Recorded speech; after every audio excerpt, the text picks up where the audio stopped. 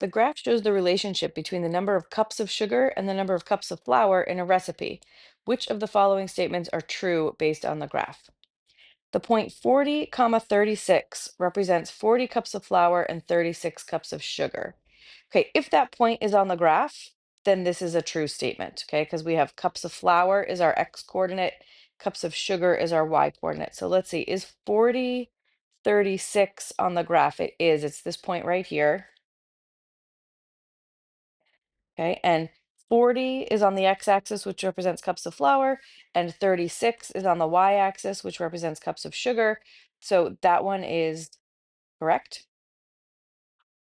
To use 18 cups of flour, you need 20 cups of sugar. Okay, so 18 cups of flour, that's right here. So I'm going to go up to my graph and see how many cups of sugar I need. And I get approximately 16. I'm going to erase this so that we can see.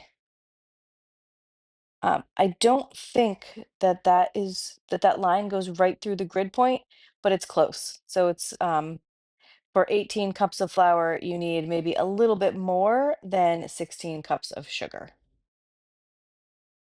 Okay, so that is not right.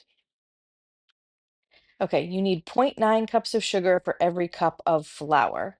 So a point that is definitely on here is 40 comma 36. So if I want to make a ratio of sugar to flour,